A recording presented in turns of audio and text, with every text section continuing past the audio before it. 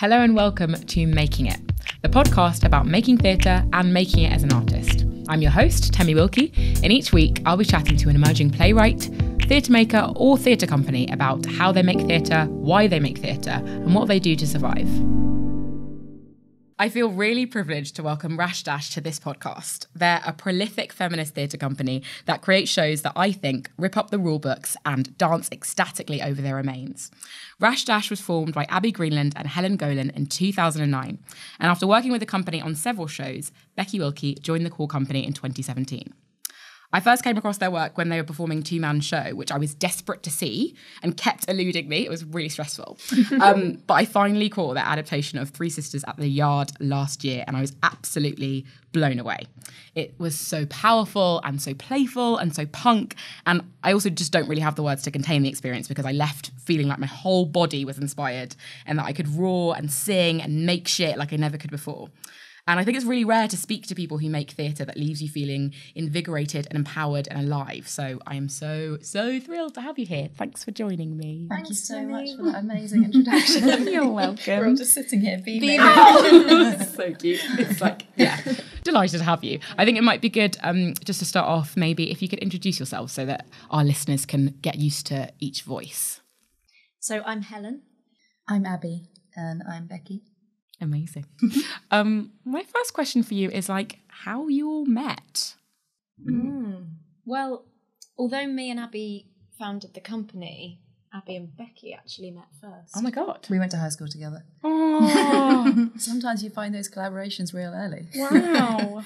Yeah, so me and Becky grew up in Suffolk in a little village called Holbrook, and we went to high school together. So we met when we were 11-ish. Yeah, but we weren't really friends. We weren't in the same gang at school. Right. And then Abby was cool.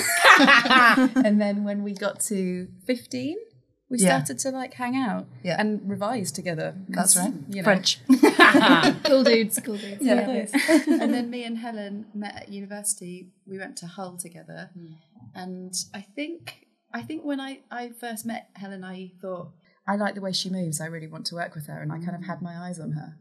Oh, creepy. Well, I had my eyes on you too. Yeah. Don't worry. But I remember, we've talked about this before, but Yeah. there was a particular time when we were in first year practical seminar together. What did you study? Drama. Okay.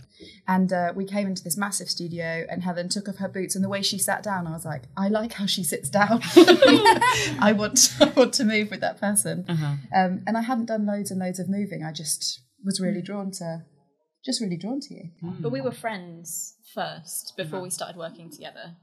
And then our sort of work and friendship started to blur, I guess, because we would sing quite a lot together and dance a lot together, out. And then we just made our first show together, in our second year of uni, after having been to the Fringe with the project that was quite disastrous.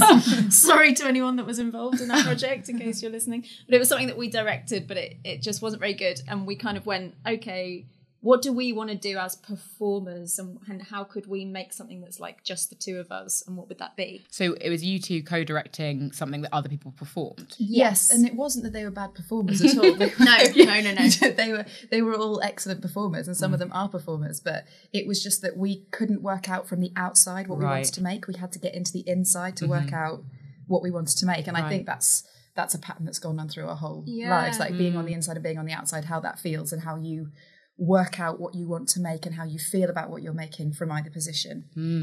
That still feels very similar, doesn't it? We have made some shows where we've directed, but the relationship has felt very different, and none of those shows have actually been a RashDash show. Yeah. So far, a RashDash show means that we are in it and making from the inside. That's so cool. And then Helen and Becky met when I introduced them. I think Becky had a high school band, and that's how I knew she was brilliant. And I had a CD for Making Eyes at Elvis, and I played it all the time in the kitchen. So Helen knew all of Becky's music before I introduced Is that the name of the band? That was the name of her band. Can you say it again? What was it called? Making Eyes at Elvis. We were called Charlie Brown for a while and then realised that was going to be a copyright nightmare.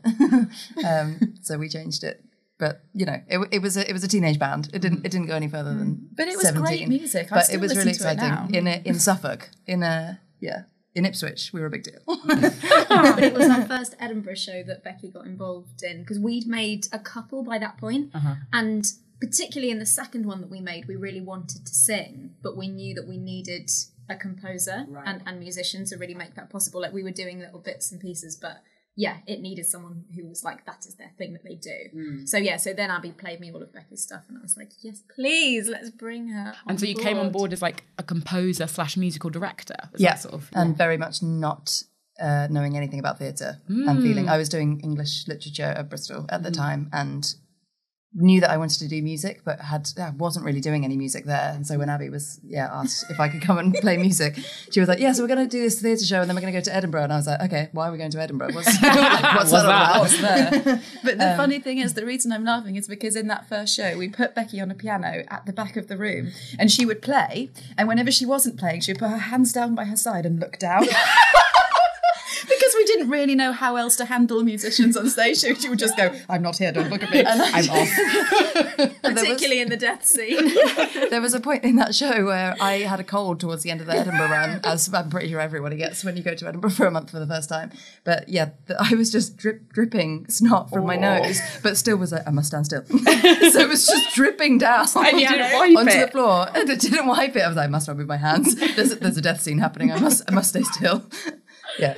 And then the next show after that, I came to the front and I was talking to the audience as they came in. And there was definitely a development from that first show to the second of actually, I'm on stage and we can acknowledge that I'm on stage. I don't have to hide. I was also wearing all black in the corner. Yeah, and a fascinator. What in that year first did you show. first go up to Edinburgh then? 2009. 2009. 10 years ago. Wow. 10-year anniversary. Yeah. So exciting. And so did you go up like consistently, like then with Becky? For the first few years, so we did, I think it was like 4 years in a row, and then did some other stuff, and then came back with two-man show in 2016. But I only did the first 2 of those 4 years. Yeah. And then I kind of went off and to be a musician. Be a session musician for a little bit and see if that's what I wanted to do, which was for a bit. And then, and then actually writing my own music and being able to create with these guys was... dream kept drawing me back in. Oh, I love that origin story. It's so nice.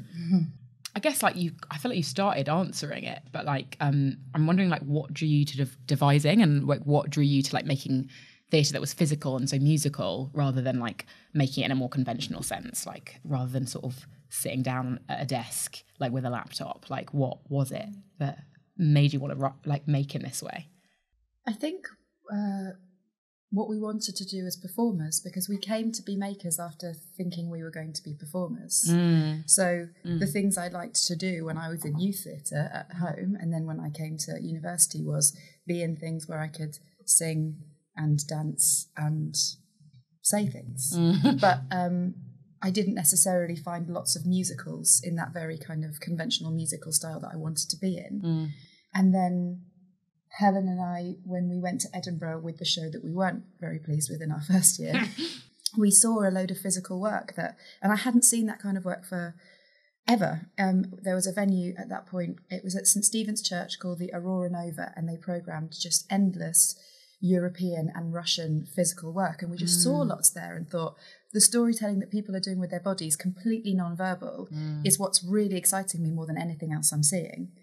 And so the first show we made, I don't think had any text in it at all. I think it was kind of mimey and dancey, because we kind of looked at the Russians and went, we want to do what they're doing.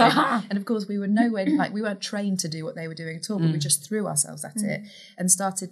And then we said, well, we want to sing as well. So we started adding in kind of languages as we went on making work together and trying to find ways that they would fit. So it's almost like what you wanted to make sort of led how you would make it. You like saw what you wanted to make, or saw pieces of what you wanted to make. Well, it's that it was so formal to begin with. So now our work is really driven by what it's about, and we often start with that. But to begin with, we were doing stuff because we were thinking, what do I want to do and be on stage? And it was experimentation as well. And university was the best place to do that because we had brilliant facilities and space. And I think we really wanted to play and experiment. And I guess when I think back, there was something about the idea of us doing a play that felt very conventional. It actually feels less conventional now, weirdly, somehow, maybe just because of the journey we've been on. Yeah. And there would be something quite interesting about us doing that now because of where we've come from. But at that point, I think I would feel quite bored by that idea. Yeah. And yeah, just wanted to throw myself around with you and see what happened. I'm so interested in because there's something so bold and brazen and brave about that. And I'm just because especially re-encountering Three Sisters over the last day or so, I love that song, This Is My Moment. I just I found it really moving when I watched it. And that feeling of kind of this weight of the canon and this huge, kind of conventional theatre thing staring you in the face. What gave you that license to make in that way? To not feel like I'm going to do something conventional, because I think it's so difficult, as a female maker or as a female playwright to kind of give yourself that permission and that license. Yeah, and I think it is hard, actually. I think particularly at the beginning, because I think in our first few shows, people gave us a lot of advice about how to be and how to make a narrative that is successful. And, all of that stuff is really useful. And in a way, it is really useful to know that so that you can kind of disobey that as well. But I'm trying to think now how we got to the point of going, that doesn't matter anymore. Do you mean when we made Three Sisters or how we started? Yeah, no, how you started. Because it feels like that's been a part of your work from the get-go. Yeah, and I feel like we didn't really know that we couldn't do that. And I don't know why. But also, when we were up in Hull making work in a drama department, the stakes, the stakes feel high wherever you're at in your life. They always do, because that's always the kind of, the newness feels high stakes. But we didn't see lots of theatre. I hadn't seen lots of theatre. And there were other people making work in the department that were making musicals or new writing. And it just felt like, well, we'll do this other thing. Why not? And I didn't feel a huge pressure. The first time we made a show, we made it. And then one of our friends who was the stage manager on it, who we still work with, said, why don't you apply to take it to the National Student Drama Festival? And so we did. And then we went and we were like, oh. And then people said, oh, what you're doing, let me give you some advice, but also keep going. And it felt like it was almost making work in a bubble, in a vacuum, that meant that we could make that decision. Because I know that when it, through the shows that we've made, when we got to making Two-Man Show and Three Sisters, it feels then scary to continue to make that unconventional choice, to do things because you want to do them as a performer. But that's because I now don't exist in a vacuum. I see theatre all the time. I know the context I'm making work in, and that is that people make choices because it's right for the play, because the work needs to be expressed like this. And we're still going, at the beginning of a process when we sit down together, Becky, what do you want to do in this show? Helen, what do you want to do in this show? I want to sing a really big, loud, fuck off big song. And I'll go, okay, so we know that at some point we want to allow that to happen. And we often make pieces that are unrelated to each other. They're related by theme, but they're not necessarily in any order. And then we try to make a narrative that will embrace all of those things that we want to do. So, and I think there's something about the times when we've tried to do the right thing or the conventional thing, it hasn't worked. So actually the times when we've felt like we've been most true to what we're feeling and thinking, even if that feels like a bit off the wall or a bit weird, Two-Man Show, for example, we were really people might hate this. And we genuinely believe that they did, that they might, and that they, and some people probably did, but it felt like that show was quite a turning point for us in terms of the way in which people responded to it generally. Yeah. So I guess it's because it's the thing that actually works for us. And it's interesting that whole, where we started at Hull University in one particular studio that we used to work in a lot, in a sense, we've always tried to kind of replicate that environment in different ways. We used to work at the hub, Slung-Low's hub in Leeds, and that has a very kind of underground feeling, you're kind of slightly separate from the rest of the city. When we've worked in bigger buildings, we'd always much prefer to kind of be somewhere else. Like when we work at the Royal Exchange, we love being in Swan Street, which is separate from the theatre building. So you're always sort of like a bit on the edge because there's something quite focusing about that, I suppose. That's so interesting. I feel like there are so many things that I've taken from what you've said. Like one is a kind of like sort of consciously placing yourself in a fringe, like in order to like protect the like kind of sanctity of your own voices, like and like keeping that up throughout your career is like really interesting. But then also I kept coming back to the word indulgent when I was like thinking about your work. And I remember I was making a show with a friend and it was about two like queer best friends who share a bedroom, and we were like, I want it to be really indulgent, but I also don't want it to be really boring. But I think the permission for like female artists to be indulgent and to like do what they want is really exciting, and I feel like is like a really big part of your work, like indulgent in the best possible way. It's a scary word. I feel scared by it when you say it, because we talk about it a lot. We worry about being navel-gazy, introspective, indulgent. But I think that is sort of introspective, or like, navel-gazy makes you think of like looking inwards, whereas indulgent, I think of virtuosic is the word that I would use to describe Three Sisters. It's like, here I am, like here are the heights of me, here's the amazing things that I can do, like look at my talent, look at me, I think. And you've already started answering this question, like when you sort of were talking about like what do you want to do in this show, but I'm interested in like what a process looks like how do you make a show together? It's really different every time we start, and it really depends what the show's about. With Three Sisters, we swam about in ideas for a really long time before we found any dramaturgical structure to hold all of the things that we'd been making. And because we had this play, this like canonical play that we were like, we want to be angry and violent with this play, but also we wanted to go towards it because it felt like, why would you take a play and then not well, at one point we thought we might not read the play. We might try and do Three Sisters because we've seen it at different points, like from memory as a kind of fuck you. But then we decided to take all of the words from it, from all of the characters, just regardless of gender or anything. And if any of the lines that anyone said resonated with us, we just took them. We're like, that's mine. And then weave together the things that we wanted to say about our own lives in and amongst the things that they say about their lives that are still true.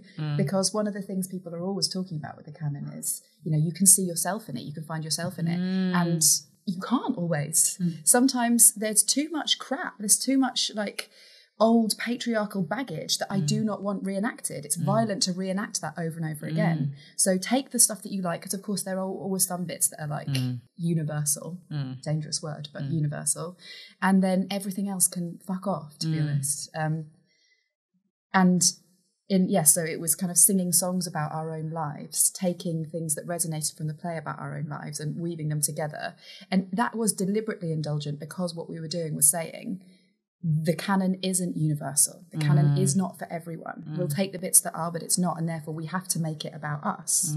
And that like that relationship between yourselves, like it's like what you're saying about like taking bits that relate to your own life, or like regardless of whether you're working with a text or whether you're kind of devising from scratch, are yourselves at the center of like your making process? Yeah. Yeah, most of the time. Even if that's true. Yeah, because for Two Man Show there was a period of research at the beginning, right, where you were kind of looking at a lot of theory.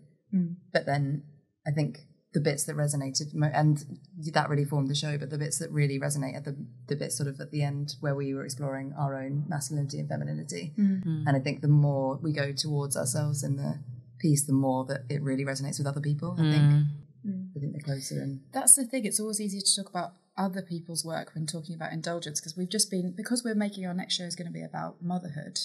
We've all read Motherhood by Sheila Heti, and some people hate that book and they say it's so indulgent, and in a way it is, but also the amount that she's excavated her own experience and relationship with motherhood and her mother, I find really generous. But that's because it resonates with me. So indulgence, when it resonates with you, is such a generous thing, and when it doesn't, you just go, oh my God, shut up about yourself.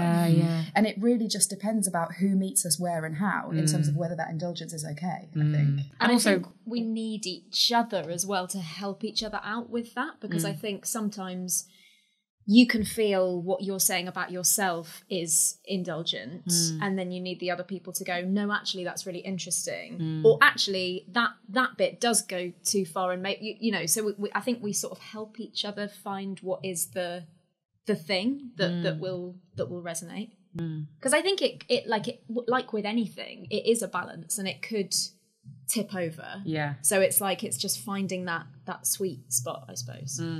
But then there's another interesting thing around like using autobiography on stage, or even just like your feelings, even if it's not the details of your life.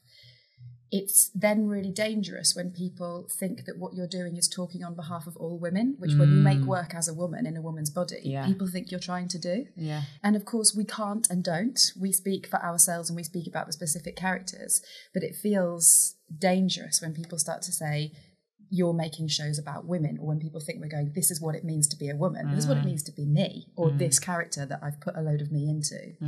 And I think that's, again, where using autobiography and that dangerous universal concept have a real dangerous meeting.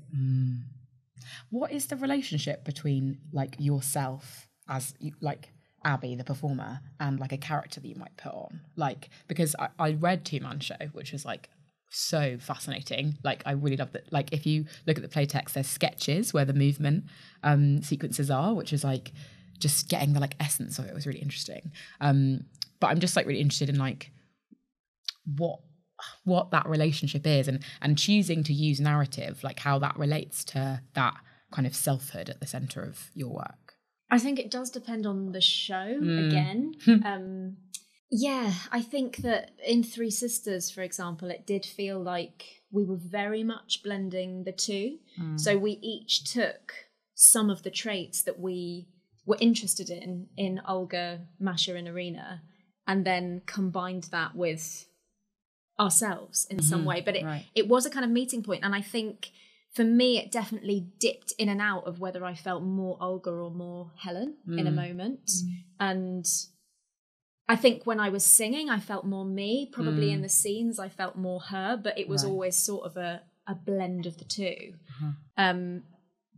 Whereas Two Man Show, you were both playing men for a lot of the scenes, and I feel like you particularly playing John, you felt quite different in your life, having to play John every night. Like you took on a kind of I'm doing a physical gesture, which I realise you can't hear, but a kind of a manliness, I guess a gruffness. I don't know what the word would be, but that John started to come into your life, and that comes through in the text as well. Like the way that it sort of feels like there's a fine line between John and Abby.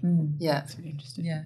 Well, it's interesting, isn't it? Because it pours both ways. You pour yourself into your, like any actor, whether you're playing something that comes actually from your life or whether you've come to a text that someone else has written, you find a load of yourself in that person, because that's what I think lots of people's processes are. And you find that person wakes up a lot of things in you that you didn't necessarily know were there. And that can be a dangerous balance if you really, really if you really meet each other and are dangerous for each other. And whenever you're in a play, like, it works on you. It brings out stuff in you throughout the run and the rehearsal process that you just have to kind of work with and be light with and go towards if you're ready. But I think I often find that when we start with autobiography, it's choosing bits of yourself that you want to know a bit more about, or that you're disturbed by or excited by, and going, I'm going to put that into not me. I'm going to put that into a safer place to work with, which is someone else. Yeah, I'm just wondering, like, how you generate text, like, and also the fact that you're working with movement and composing, like, how, like, is the process of creating the text similar to the process of creating the songs, and similar to creating like the movement sections? Like, I don't even like to call them sections because they feel so integral, but you know, again, it changes. It feels like there is, with the movement, there's a lot of play, so often the two of you will be doing some movement whilst I'll be making some music. to put it really elementally. Yes, I've started to try that. But sometimes with writing music and with words, there's a bit more squirreling away into a corner for small amounts of time. So sometimes we might, everybody might write some lyrics separately for a morning or something. And then I might take a set of lyrics, go into a corner, write a song, come back with it, present.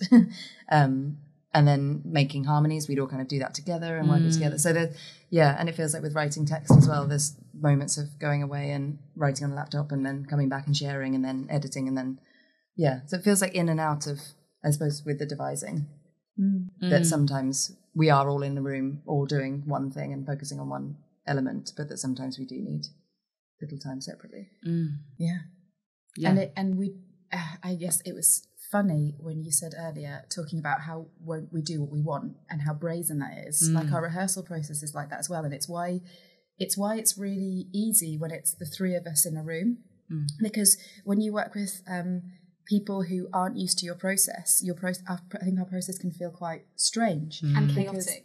Because what we do is we have a load of stuff in a room. We have loads of costumes because we work with costume all the time.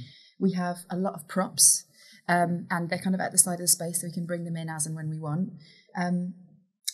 But we do what we want. So in the morning we come in and we go, I really feel like singing today. Can we sing that song we learnt the other day? Or I've really felt like I had this dream last night and now I'm really ready to write that song about that thing. Or I really want to solve the problem of Act 4. So if you give me, like Helen, if you give me your notes on things that you want to say in this show, but if you also give me your notes on all of the things that you've taken from Three Sisters that you haven't said yet, I will go away and I'll write Act 4.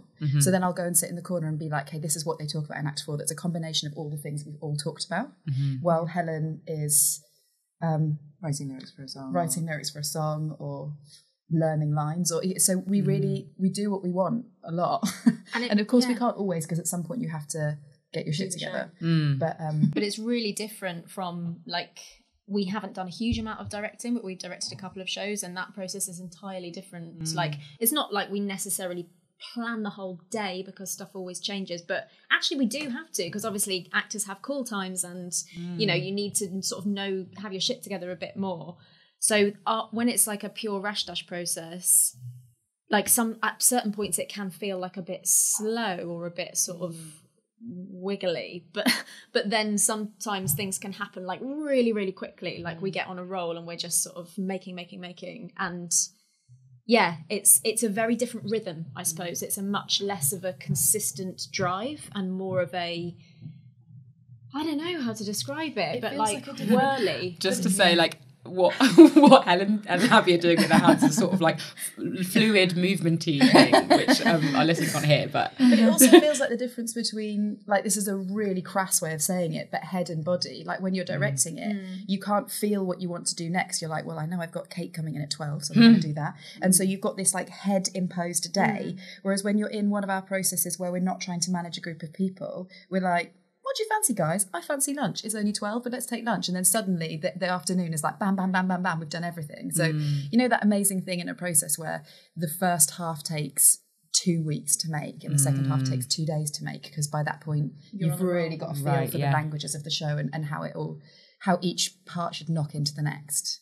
And the dream is to get people to work in that process with a bigger company, and we have done that with a slightly larger company, and we hope that like with Ugly Sisters and with, what else have we done that's like Three Sisters, in fact. We've done it with musicians. We've never done it with actors, because actually musicians are much more used to in-out chaotic rooms, whereas actually actors really expect cool times and structure, and they've got lives outside of rehearsals which they need to get on with. And musicians don't have lives outside. 1,000 apologies, lives. I didn't mean to suggest. But the next show that we'll make will we'll have Abbi's mum in it. So that's, and I think, you know, we've only done a week on that show, but I think that way of working will work well with her, because obviously she knows Abbi really well. She actually knows me and Becky really well as well. So there's a kind of understanding of, this is going to be a bit, sometimes the day will sort of fall apart a bit, and that's okay. But also I don't think she'd call herself an actor in that way. No, I guess she not. is going to perform in the show, but she runs her own company and has, like, she knows what it's like to manage a group of people, which I think really helps. Yeah. There's something so interesting, and like, it sounds, and it's going to sound really obvious, but it sounds super like non-hierarchical. Like, it's like, this is what I want to do. Let's all negotiate that amongst ourselves. Cool, we'll do that. But also it sounds like, yeah, people from outside of that process, like, can't understand it maybe because it's chaotic and led by kind of what you want. And I'm wondering, like, how much you feel like that's informed by your friendship, like the ability to work together and trust that process that can feel like you're not getting anywhere and then suddenly you are. Like, how much being friends helps your work? Massively. It's funny though, because when I started coming in from the beginning of so for the last couple of years, I've been in from the beginning of the process, which is unusual. So normally I would come in at a later stage when the show is already kind of getting to be what it's going to be, and then I'll add music into it. Whereas, yeah, in the last couple of years, I've been in much earlier. And initially, I did find it kind of, I was like, what are we doing? What are we like? What is this? And I was, I kind of was like, we haven't achieved anything today, and I'd get kind of, I wasn't used to that, to just letting it. You have to let go a lot. Actually, I think if you come into the room thinking, right, I'm going to do this thing, it's not necessarily going to work like that. And as you say, it is more flowing and it ebbs and flows. And I now really like that and enjoy it and appreciate it. But especially when I first came in, I was like, what? But we haven't done anything. Like, what's going on? And then suddenly you see all these strands, very quickly come together and go, oh, right, okay. All of that stuff that felt like we weren't doing anything, actually, all of that was doing what it was to get to this point. And I think I can still feel that. Like, sometimes there can feel like a bit of an awkwardness with the thing of like, what do we do? Like, if you don't come in with a real, like, strong feeling, and that sort of gets less and less the more that a project goes on. But I think at the beginning, it's not that it feels like entirely comfortable always. And sometimes I do still feel a bit like, what are we doing? Someone tell me what to do. But exactly what you say, you have to let go, and then you'll find something if you just ease into it. Do you ever work with a director or a dramaturg? Yeah, we do. We've worked, Jude Christian was the dramaturg on Three Sisters. And that was, and on The Darkest Corners, which was a big show we made outside in a car park. And she's great because we share a load of taste and reference points, which is really useful. But from the outside, she doesn't tell us what to do, but she takes us through really helpful processes as an actor, which is great. Just have someone asking you questions that you need someone to ask you. And she also goes, this is what I think you're saying. Is that what you mean to say? Which is a fantastic thing for a maker who wants to make from the inside to have. Someone that they trust on the outside telling you what meaning you're making, because you're not always completely in control of that. And it's amazing that she has the skills of a director and a dramaturg, because I mean, we totally rinsed both of them on Three Sisters. Like, she definitely led the Three Sisters tech and really made it pop. And, she's told the story. And she's incredibly, incredibly skilled. And, gave a lot of notes during the tech and the previews, and really, held the whole thing together. So that's been fantastic. We've also worked with Nina Steiger as a dramaturg as well, on one project, which was brilliant. She was really brutal, which is exactly what we needed. It was fantastic. I'm really intrigued, because you just mentioned tech, what a tech looks like when you don't have a dramaturg or dramaturg/director. How, if you haven't got an outside person, do you navigate that mad stressful the two-man show tech was kind of ridiculous in how relaxed it was. So we work with Catherine Williams a lot as a lighting designer, and that was actually the first time we'd worked with her, but we'd had so many really interesting dramaturgical conversations about the show, because she's one of these lighting designers. I mean, I think a lot of lighting designers are like this actually, but she has so many other thoughts. And we, because it was a small company, we were able to really share them. And I mean, she really teched it actually. And we kind of came out and looked at certain states at certain times, but we kind of stayed performers within that. And trusted her because we built that relationship where we knew that she totally got the show, totally got what we were trying to do. It was all about, we were naked in that show, and we'd had a lot of conversations about how she was going to support our bodies through that. In really political conversations, you want to be kind on a body, but you don't want to go soft focus and sexy with the body. And you know, really keeping the nakedness on our terms, not on the audience's terms. And light has a massive part to play in that. So because our values were so in line with each other in terms of what we were saying together, we just went over to you, Catherine, and I think she loved that as well. So it's almost like, so long as you have like a deep understanding of like the political motives of what you're making, collaborators, there's a fluidness of what their role can be. Yeah, I think that's right. And I think because like obviously sound is also like hugely important in a tech, but because Becky was providing all of the sound, providing, and we'd obviously like discovered pretty much all of that in rehearsal, so there wasn't a massive jump to tech. So we were already like, the three of us already had a huge amount of like control over what that was. So that's a very different thing, I think, if you're teching a show where the sound comes in much later. Yeah. And like, how do you produce? Like you talk about sort of going to Edinburgh really early on in the company's life. Like how did you start producing your shows and getting the process of getting them staged? And how do you do it now? We've kind of gone in and out of different ways of working. So the only producer we've worked with who's been a member of our company is Charlotte Bennett, who's now sick. Yeah, she's a legend. She is a legend, and it was absolutely amazing having her in the company. We worked together for a few years, and that was great. But we've come in and out of that. So I think when Charlie left, I thought we will start working with someone else quite soon after, but we actually haven't in a consistent way since then. We do work with Amy Letman quite a lot, who runs Transform Festival in Leeds.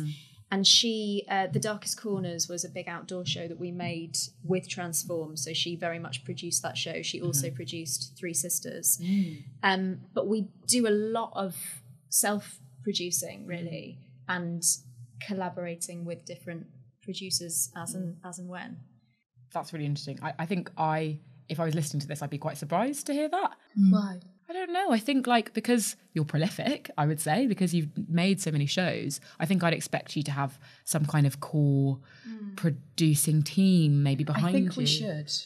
I think we have outrun our capacity to do this without a producer, because we want to make more, and we also want to spend our time being good at making and performing. And actually we just didn't get funding for a show that we want to make, and it's because we were directing so many other shows last year that we didn't have time to produce the next show. So although we got partners on board and we got the funding application together, sometimes you don't get the funding, and usually you would leave enough time to resubmit the application so that you would get it in time to make it. This is Arts Council. Yes, it's Arts Council funding, and we didn't leave enough time, and then we didn't get it. And also that we were writing the application in the evenings whilst directing another project. In Norway, And that the funding for Three Sisters, we were writing that application whilst touring two-man show. So writing an application in the daytime, then teching, and then touring in an evening. And and there were times on stage in two-man show where we were in Glasgow and I was doing the show, and by that point we knew it really well,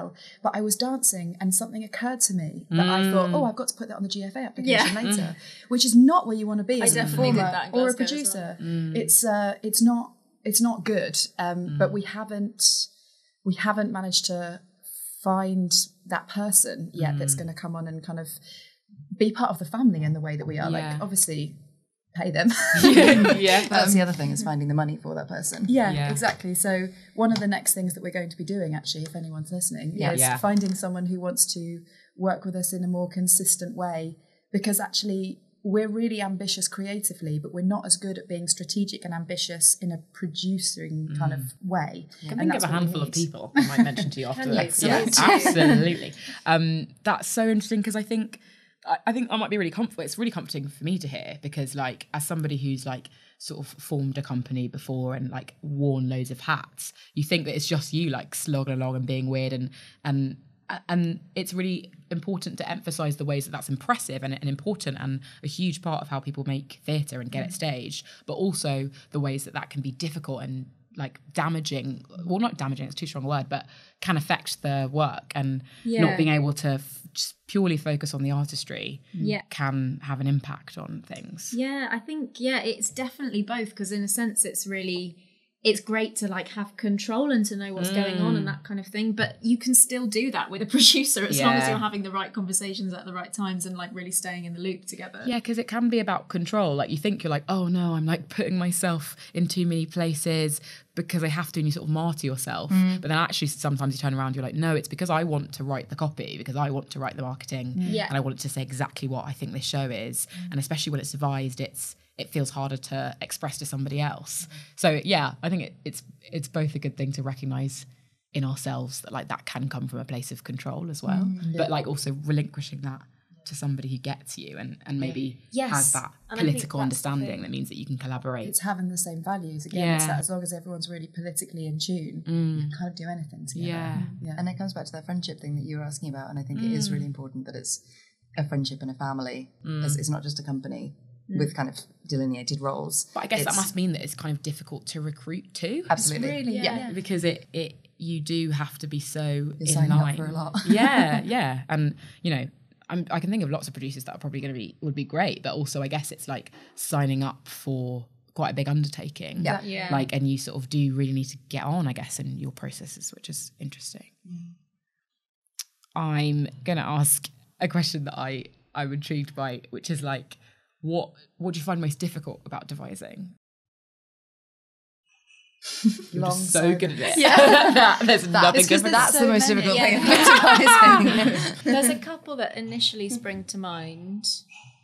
I think sometimes starting is hard because of that thing I was mentioning earlier about the sort of the awkwardness sometimes of kind of going, when you can do anything, although like by the time we get in a room, there is a project, there is an idea, there is something. So, sorry, would you have had like a development week, or are there R&D processes before? Sometimes not. Sometimes we'll have talked about a show for a year, and so it's like the times that we're on the train together being like, oh, I just read this thing which reminded me of that thing. So we're kind of, because we spend a lot of time together when we're working, not just as friends. Actually, it's really hard to tell when we're working and when we're friends. We will have talked about, there's kind of development that happens casually. Sorry, I interrupted you. No, not at all. And I don't think this is always the case, but sometimes there is that kind of, is this the right thing to do, or is that the right thing to do? And of course, there probably isn't a right at that point. But I think that first bit can feel quite like a little bit nerve-wracking, I suppose, because you've got the whole thing ahead of you and you don't really know what it's going to be.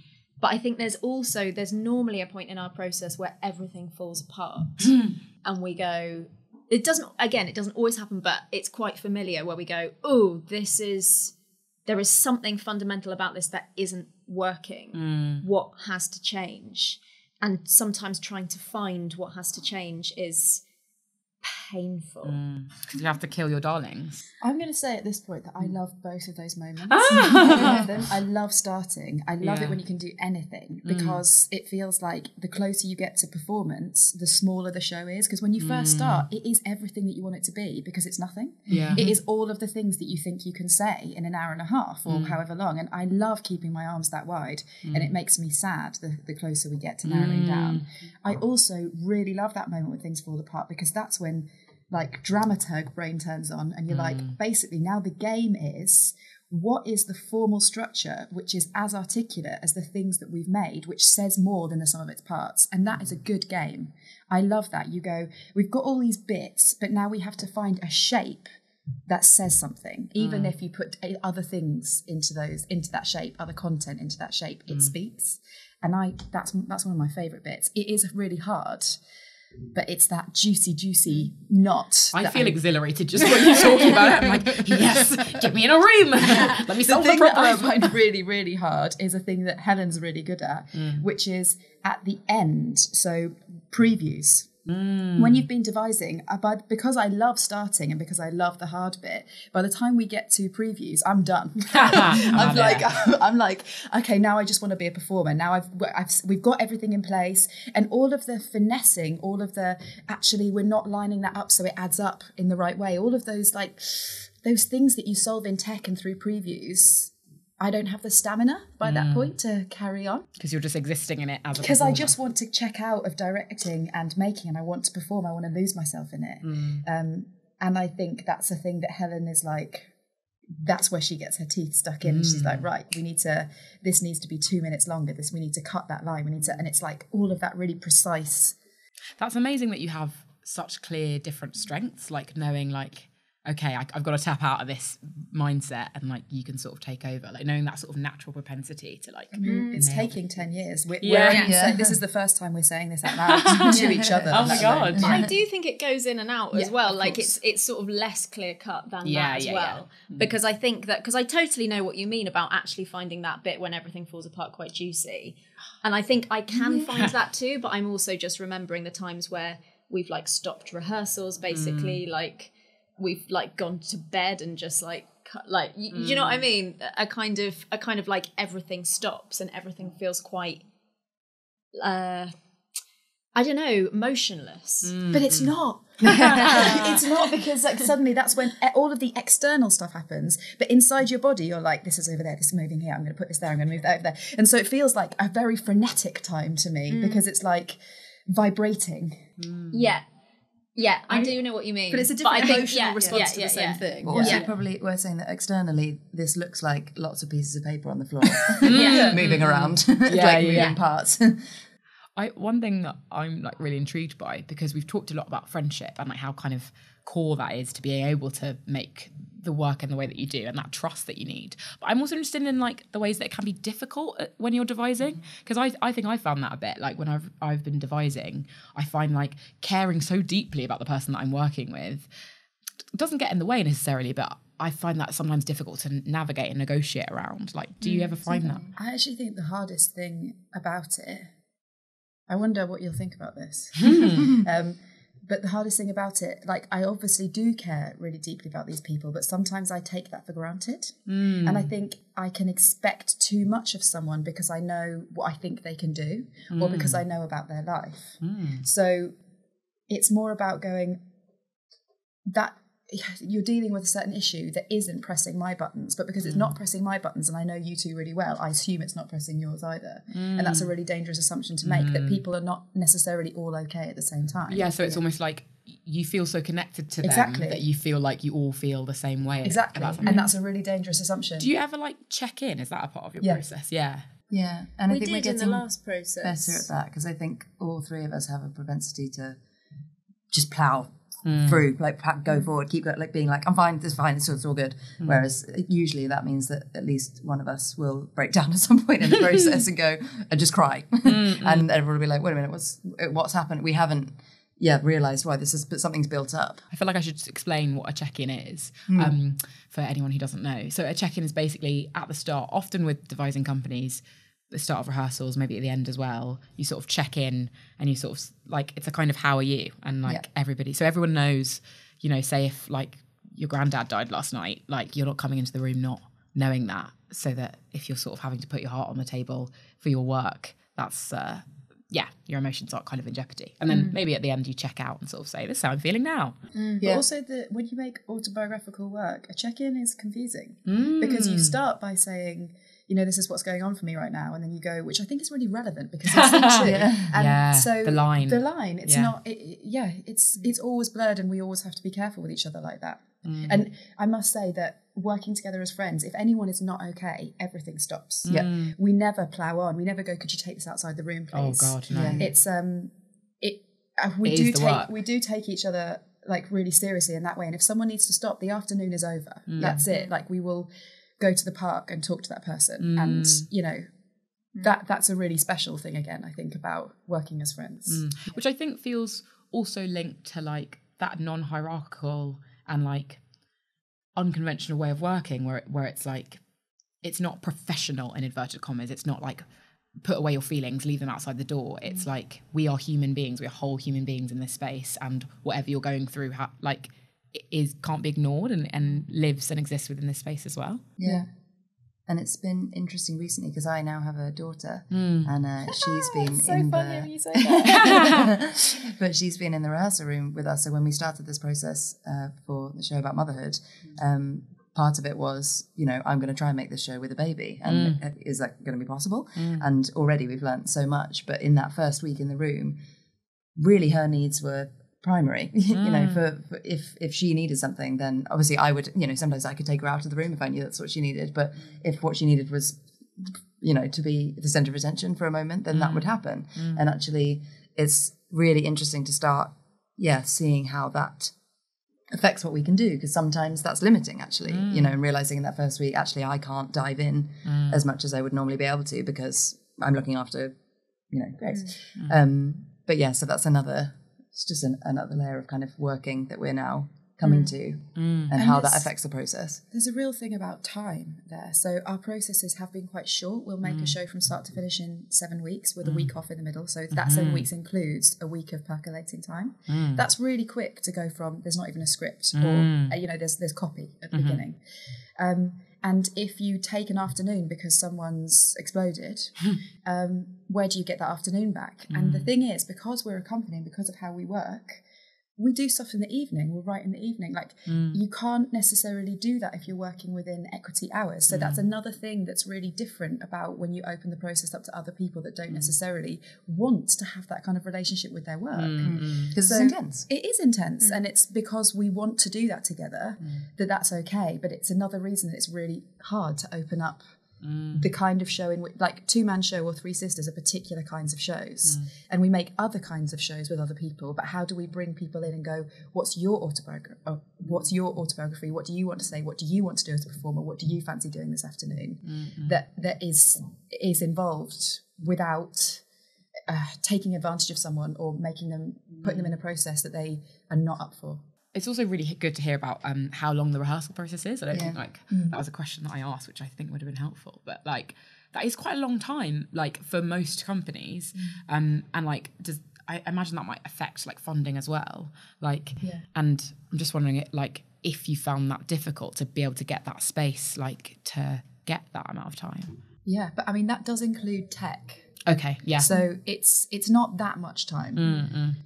Because that is the writing process as well. Yeah. And I guess if we were doing that in a different way, there would be a commission. Time for commission, a time for writing, and then a time for rehearsal, which would probably be 4 weeks in this country. So it's only actually adding on a couple of weeks and maybe a week for development. Right. But it ends up being a lot cheaper to make a show because we're doing everything all at once, rather than this person gets $6,000 commission for a full-length play, and then you do a week of development, and then you do this. It all happens at once.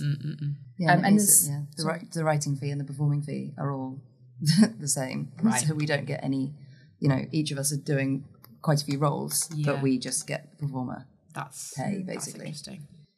And it's not great either, but that is because it's hard to ask for more money. Yeah. Well, that would make it prohibitively expensive, and which is kind of it's just one of those things. It would be perfectly reasonable to pay ourselves more, but we just wouldn't get the money, so there would be no point in writing that application, which is a shame, because you all do so much. You arguably deserve to be remunerated for all of the many different ways that you work on something, and so I guess the way that it works is that you kind of smush all of it together, which maybe doesn't pay you the dues that you deserve.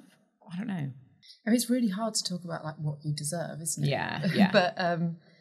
but yeah, we work for £500 a week, and we're doing producing and writing, and we write the theme tune, we sing the theme tune. But that's all we can ask for from the Arts Council plus the partners that we're working with, because anything else, they won't give it to us, I think, because of the number of audiences that we can reach with a studio show. So if we were making bigger shows, maybe that budget could be a bit bigger, but at the moment there's got to be, the way that it works is there's a ratio between the amount that you can ask for a project and the number of people that are likely to see that, because the Arts Council is subsidising those people seeing that show.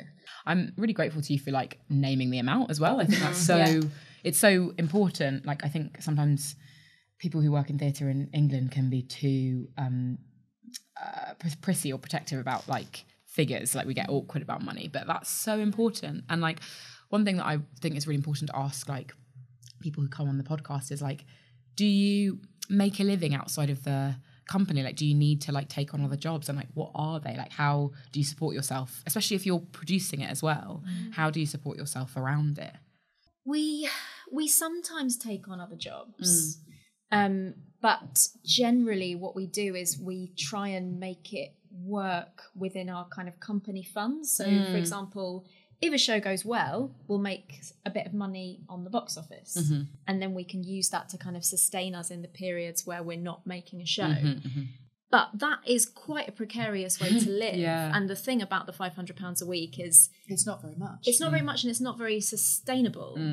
And I think the sustainability is something that is really concerning us at the moment about how we go on to live this life that we've lived through our 20s. And, you know, it's only in recent years as well, like very recent years, that we've been able to consistently pay ourselves.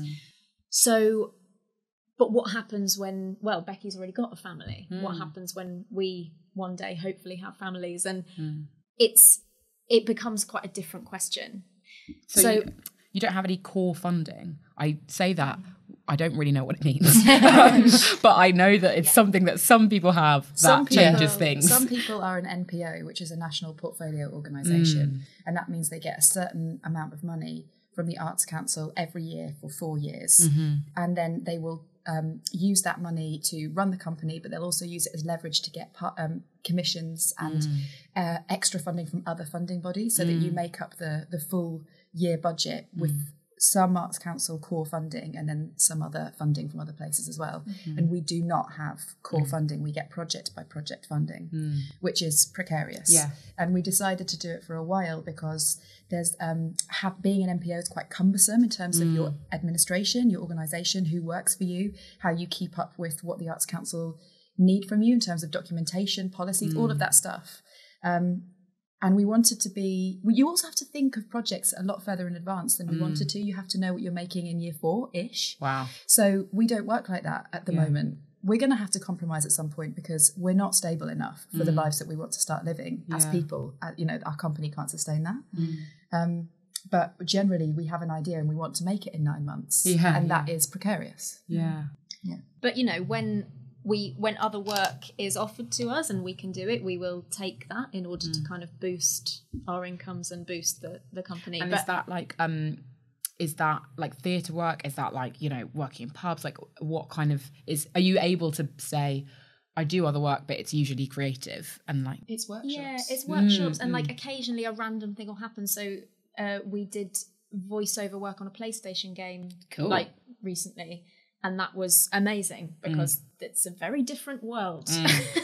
And so the fees are much higher. And so a little thing like that actually is a comparatively like very short amount of time and just a really fun and different thing. But, you know, that was a random occasion and that's not a kind of a regular thing. But usually that work comes through RashDash. So the reason we did that voiceover work is because Ninja Theory wanted... they were recording on a binaural microphone and they wanted a physicality to the voice. So we were actually wrestling each other whilst speaking. And it was because we were a physical theatre company that they approached us. And the same with workshops. We do workshops that are kind of about our approach to making physical theatre or how to start with nothing. And we'd like to do some residencies as well, which we will sort of set up, which will be more of like a week-long thing where people can come and make something with us, basically, in a kind of RashDash process. I would drop anything I was doing and do that. It would be really fun to have you in the room. I'd really like that. I would die. I probably just like stand in the corner like, oh my God, this is the best. I'd freak out. That's so helpful. I think it's just so important to know because looking at your work, incredible website, guys. It's incredible. Thank you. It's so great. I love it. We made it ourselves. Really? Yes. It's so good. I love the Oh Mother image. It's stunning. But I think when you look at, I guess it's probably partly like informed by the sort of social media age, like the sort of exterior always looks like impenetrably geniusly glossy. Like there's no way that you have to do anything else. And so, I think I would be listening to this quite surprised, like, to hear that. That was scrabbling. Yeah, and I think that when I find this out about other companies, I always assume other companies are really, sorted, and they all have lots of money and they apply in time, and it's different. Yeah, and then you kind of, the more you talk to people, the more you realise that so many people are in the same boat and doing the same thing. It's that calm on the surface, paddling frantically underneath. But actually, we haven't done a job that isn't related to theatre or creativity in some way since the first year after we left uni. Which was 2010. But that is because we have lived so incredibly frugally. That wasn't always, we weren't always on £500 a week from that time. We just managed to, because it took so much time to get this company off the ground, and how many things we were doing completely unpaid for a while. We were living on very little, and I live in London, so I can't afford really to live on much less than I'm making now, because we don't take paid holiday, so when I'm not working, I'm not getting paid, which is again really not practical. And did you live up in Leeds when it started as well? So that kind of saved. I mean, because you're not living in ridiculously expensive London. And when I look back now, I'm kind of like, I just don't know if RashDash would have survived if we had moved to London after Hull. Like, we decided to move to Leeds because we wanted to stay in the north, and we wanted to be somewhere that was a bit cheaper. And also, we'd met Alan Lane at the National Student Drama Festival, and he'd kind of said, I'm starting this space in Leeds and you could come and be a part of that. So we were kind of like, yes, please. So Alan Lane runs Slung Low, and they're an organisation still based up in Leeds. Cool. But yeah, without that flexibility of cheap rent and, I mean, yes, I guess that's basically what it is. And also, just like, if we'd been in London, I think we would have been surrounded by lots of our peers. And again, we were doing that thing of like slightly on the fringe, and it just being the two of us. We worked in the same bar, did like the same shifts, lived together, just the two of us, and kind of did RashDash stuff during the day. So it was quite a strange existence for a while. But it did mean that the company got started, because that was all there was. These two questions I'll ask, they feel quite linked, but like, and I'm sort of changing the order based on what we've just been talking about, but like, what does success look like for you guys? Like, so interesting, because of the moment we're in, where we're kind of saying our organisation, our abilities as producers aren't really supporting the work that we want to make quite right, but also it's really important to us that the prestige of the venue or the partner that we're making it with isn't necessarily synonymous with making the work that you're most proud of. So you can be making a show that hardly anyone will see in a kind of weird attic somewhere, and it can be the work that you think is your most successful work because it is the most what you want to say. And I think that's probably how we feel about it in terms of the work that we're making. Like, is this really what we mean? And are we all feeling really expressed and juicy in the performance? Are we feeling really in the centre of what we're saying and what we're doing? But in terms of success as an organisation, I don't think we are super successful at the moment, because we need to be talking to more partners further in advance of the shows that we're making, and setting up those relationships, and being more stable to serve us all in terms of the lives that we're leading and what we need from the company as people, not just as performers. That's fascinating. It's a fascinating way of thinking about success, because it is so inside the company. Like, it's not about how it looks, because to me, you're so successful because you make incredible work in like incredible buildings, and like, it's both linked to the sort of prestige of the building, but also how good the work is. And that's so interesting, like, from what you say, because it's like, it's about how to build a life, like how to like have a life around like making that work. And I think that's such an important and mature way of thinking about success. It's recent, because suddenly our lives are requiring different and more things of us, because Helen's 32 and we're both 31, and life just changes. Your friends all earn more money than they did when you were 25, and they can do things that you want to do too. There is career progression in a way that there isn't so much for us. Like, we sort of go up and down in terms of what you might define as progression. Hopefully we're always progressing as artists, but again, it's a totally different way of looking at things to a normal career. But yeah, I think success to me also means the relationship that audiences have with our work as well. And I think sometimes when we're in the process of making, you have to kind of forget about audience a bit in order to go like to stay really true to the thing and not sort of second guess and not worry too much. But it means a huge amount to all of us, I think, the relationship that audiences have with the work and whether they respond to it or not. We were talking before we came into the studio about Abbi said she saw me in the audience watching Three Sisters and that I was like leaning forward in my chair and like grinning like desperately throughout the whole thing. So I feel like that feels like one image of success, like an absolute freak fan. I mean, that means everything, really, when you're doing a show and you can feel that, because of course, like, that's why we do theatre, for that like live relationship. And lean in. When that's right and when it feels like something sparking, there's no other feeling that compares to that. And it feels like Three Sisters at the Yard was a particular time of, it felt like the audience was really buzzing. Like every time they came, there was just so much like energy coming out of the room afterwards that it felt like we'd really succeeded in inspiring everyone. And I guess it's more always confusing, but like, I feel like in lots of the questions I've asked you've always kind of often answered like it depends on the project. And I guess like, you know, we're talking about success as a company, but like from project to project you're always thinking about how a project has succeeded in its aims. Like there's nothing better than being like, I want this show to make an audience think like this or feel like this or, you know, whatever, and someone saying it back to you without you prompting them exactly what I felt that before. Like someone's been like, it made me feel like this, and you're like, oh, I said that on day one, that's what I wanted, that's amazing. So and some of the Twitter responses to that show were really great. But it's really funny because Twitter, you know, it can feel quite superficial. Like it's a kind of weird beast. But when you come out of a show and someone says, I just saw this show and it made me feel powerful and like I want to take my top off and run down the street, you just think that good. I want that. I want that for us all. So that they are really special. And on the other side of that coin, like when things are difficult, when it's like you're juggling so much and that precarity that we're talking about, like how do you motivate yourselves? How do you how do you take care of your mental health within this mad it's interesting lifestyle? that, because I was talking to one of my friends the other night and I was explaining about our current funding situation, and she just went, God, it's non-stop, isn't it?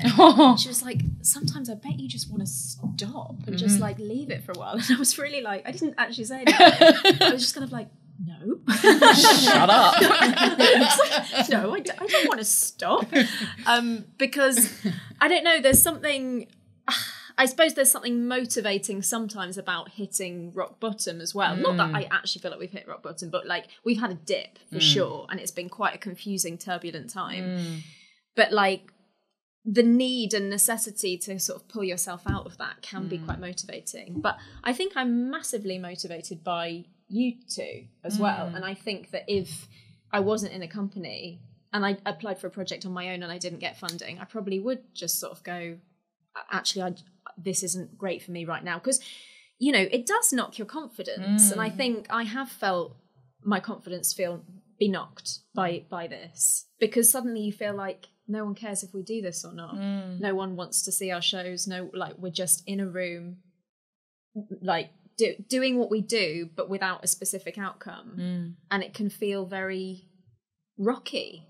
But I think it's working with you two that gives me confidence and sort of continues that motivation to keep going. That's really beautiful. And like when I was looking at your website, in all of your like about me's, like when it was sort of like introducing you all talked about each other, which I just think, and I was thinking a lot about Three Sisters, but also the fact that you did a show called The Ugly Sisters, like not what is that what they're called? Yeah. Just sisterhood, feeling really a part of that, because I guess obviously there's a podcast that's interviewing makers, but also like playwrights. And I think the thing I struggle with when you're like writing alone in a room is like being alone is what makes it hard to motivate yourself. But having other people who share values and that you're friends with, that you make with. Yeah, because when we get to this moment, I think you're right that there's this knock in your confidence where you go, why should I get to do this? Why should anyone care what I've got to say? But then I look at Becky and Helen and I'm like, well, I really care what you've got to say, and what you say really resonates with me. And so I really want to facilitate you guys making work. And obviously I want to be a part of that. I think you're right, that togetherness is really important. And I think in some ways that's really good, because you're taking, sisterhood is good, but in some ways it reveals a basic I guess lack of confidence in what you've got to say. Like we definitely do struggle with that, and kind of going, I having the desire to be a good girl, and actually there's something not so delightful and cute and good about being like, fuck, we've hit rock bottom. We need to. I do want this opportunity. I'm going to take it. I'm going to go for it. I'm going to go back for that money. I'm going to make something that's really loud and, as you say, brazen and indulgent. Like, why should I get to do that?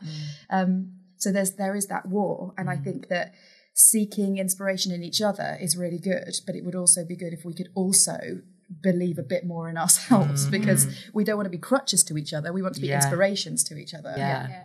And it's sort of like, I guess it's like in the wake of that very recent rejection, there's no way that you could be that person, but I'm certain that you all are. Like, I mean, just from having watched your work, I'm certain that you all are. But it's like, I guess it's great to have both. Like, both are like, because I just remember that moment we all kind of like held each other and like leaned on each other in Three Sisters. It's like, it's about working together in sisterhood, but it's also about like that individuality and that brazen belief in yourself as well, and like being able to combine them together makes you unstoppable. Basically. My final question is what inspires you, and like what are you excited about making in the future? That could be like the recent future, like with the next show that you're going to make, like hopefully next time getting the funding, or beyond, well beyond. We're going to make a short film, which feels really exciting because it's just a totally different medium and totally different way of working and way of thinking. And I think there's so much to learn. I think we learn more, and the more we kind of look into the idea that we're working on, we learn more and more each time. And yeah, I'm really excited about finding out what that process is, because for a while we've been talking about wanting to work in different mediums, and I think when you start as a theatre company, well, you get used to working in that mode, and you sort of know a bit about how it works, and you find your partners, and and we do love making theatre and working in theatre, but for a while we've been going, wouldn't it be cool to be an arts company rather than a theatre company? And this is one of the first sort of proper forays into a different medium, so yeah. It also feels like musically, so Three Sisters, for the first time after we did the run of the show, we recorded the music properly. Well, home recorded, but spent a long time recording the music in a way that I think is the first time I've actually captured our songs on recording in the way that I imagined them. And that feels like doing that more as we go along, and writing music and recording music and having things that people can, listen to outside of a, one night of theatre.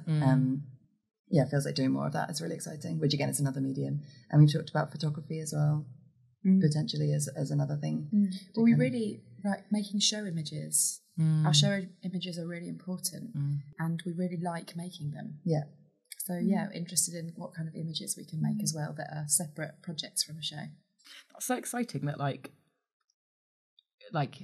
that answer about what you're excited about is beyond theatre. Like obviously still excited about theatre, but like there are different avenues or different ways that your work that already feed into your work that you're excited about. Because I watched the 3 different trailers for Three Sisters, and I was like, they're all so different and so interesting, and like the ways in which your work can translate to like screen is really interesting.